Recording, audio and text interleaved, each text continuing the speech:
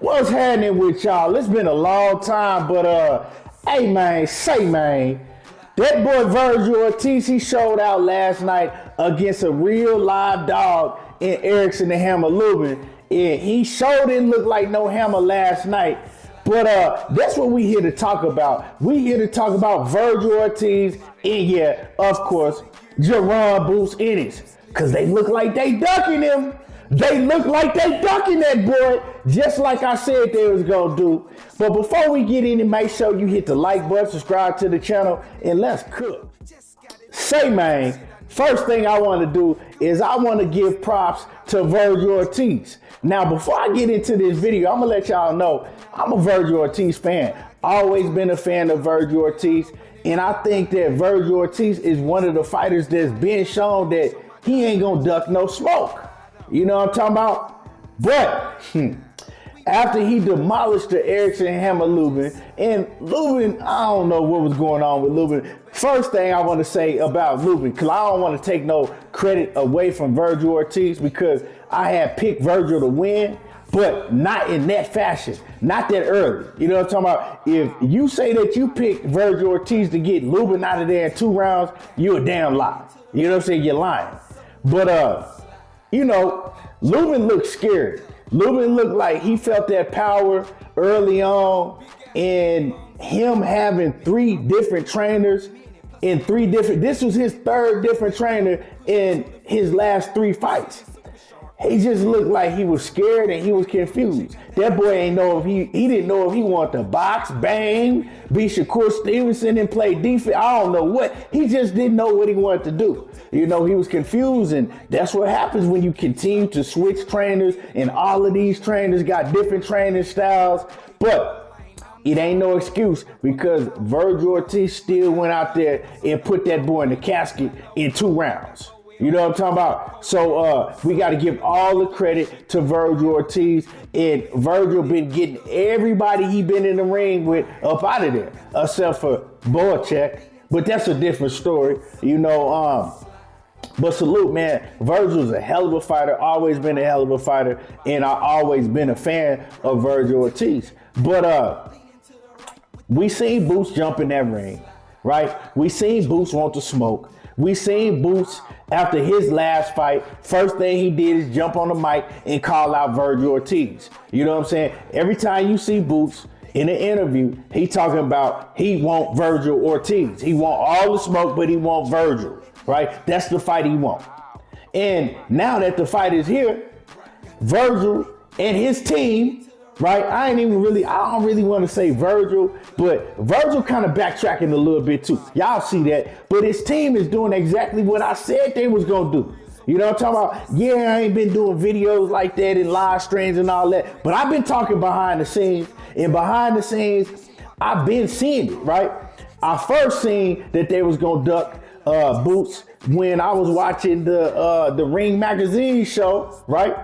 On YouTube with Max Kellerman, bald head ass, what's his name? Mike Coppinger, and my boy Shady McCoy. Cause Shady had to check him, right? They on there, Max Kellerman and Mike Coppinger, they on there all of a sudden talking about some, yeah, you know, Vergil Ortiz, he better hope he don't look too good on Saturday night, because if he look too good, Boots ain't gonna wanna fight him. Boots is gonna duck him. What? Where y'all getting that from, right? So I'm like, where is they getting this from that Boots ain't gonna want to fight him if he look good and Boots is gonna duck him? When y'all ever seen Boots really just flat out duck somebody? Yeah, Boots could have moved up to 154 and, you know, took that offer that Turkey was trying to give him to fight Vergil Ortiz straight away. But other than that, when y'all seen Boots ducking somebody? Like, so I'm like, okay, where they coming with this at, you know?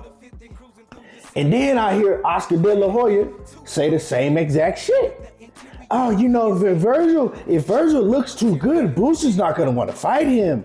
Yeah, Boots is not going to want to fight Vergil if he looks too good, right? Then I heard Robert Garcia say it. Then I heard Vergil Ortiz daddy say it. So I'm like, oh, okay, that's the campaign that they going to run with to duck Boots. That's what they gonna run with, because, you know, It's all about media, who can get ahead of the media with the lies and shit nowadays, you know. Most of these promoters ain't keeping it real. Most of these fighters ain't keeping it real. It's all about what narrative you can get out in front of the audience with, because, you know, people ignorant. They'll believe anything as long as enough people saying it. I'ma say it again. People nowadays with this social media era will believe anything as long as it's enough people saying the shit. It don't matter if it's a lie. It don't matter. You know what I'm saying? If enough people saying it, a lie is the truth in the social media era. So these managers, these promoters, they know that. And Oscar De La Hoya, he know that better than anybody, because we didn't see the multitude of lies that Oscar De La Hoya has told. And so now today they come out with this, saying for Boots and his team, don't even call us if it ain't $10 million or more. Don't even call us if it ain't $10 million or more. We heard Oscar De La Hoya backtracking the whole night last night after Boots jumped in the ring and called out Vergil Ortiz in front of everybody. Oh, you know, Vergil's going to be the A side. It might be difficult making this fight happen. Now it's going to be difficult. Now he got to succumb to anything that Vergil wants. Vergil ain't never even been no champion. Boots is the one putting 16,000 seats in his hometown and doing 14,000 in New Jersey. Now, this is what they want us to do, right? Because they want the fans and everybody to start arguing over who's the A side and all of that. And they gonna slide their ass right out the back door. You already hear Vergil Ortiz. He's starting to call out, talking about Errol Spence. Oh yeah, you know, I could get a fight with Errol Spence. Errol Spence? No, we said Boots. Boots is the one that jumped in the ring and got up in your mouth. Was all up in your shit like this. Boots is the one that jumped up in the ring, was all up in your grill, and you talking about an Errol Spence and Jermell Charlo, all this. Oh well, you know, I want the WBC where Sebastian Fundora, he is tied up with Keith Thurman.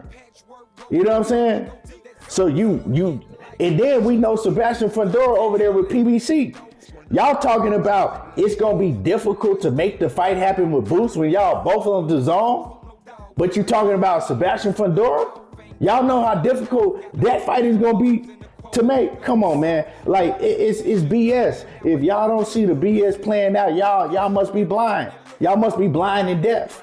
You know, I know it's a lot of Boots haters, you know, that don't like Boots for whatever reason.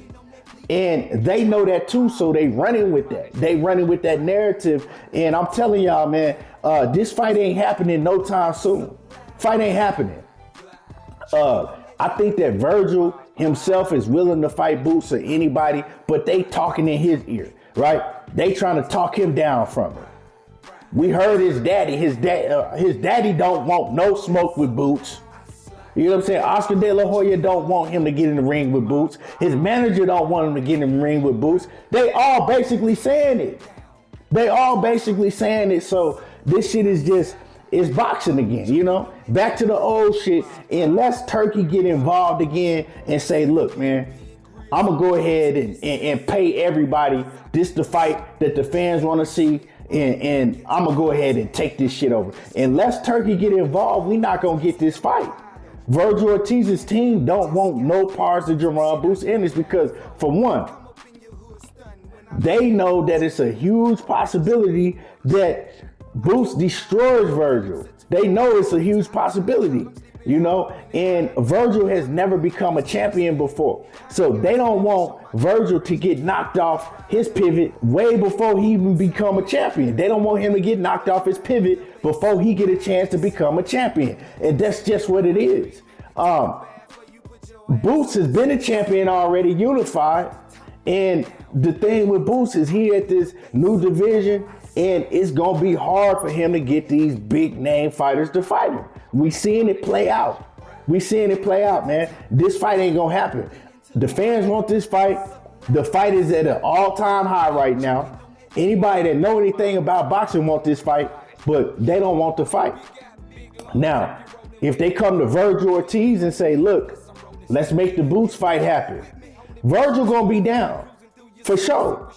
So to me, it really ain't on Vergil. It's Vergil's team trying to talk him out of it. That's why Vergil got up on that podium last night and started trying to talk around Boots and call other names out. But if they brought the fight to Vergil, Vergil will sign the contract because Vergil a fighter and he willing to fight. But the team, they don't want no parts of Boots. I'm telling y'all, they don't want no smoke. It ain't gonna happen. If this, you know, we might have to wait another year for this fight to happen unless Turkey get involved. But yeah, y'all see it. I'm telling y'all right now. So when all these narratives come out and they gonna try to make it like that Boots is the one that's ducking, that's what's gonna happen. You know what I'm saying? They gonna get out in front of the media, try to make it like Boots is the one that ducking. Y'all seen last time Turkey put the fight on the table and he didn't want it and he doing the same. This is what boxing is. But hey, watch it play out. Watch it play out. Anyway, y'all let me know how y'all feel. Drop a comment in the comment section. Make sure y'all hit the like button. And y'all already know how I do. There you go, talking that boxing again. I'm gone. Down, leaning to the right with the bass up.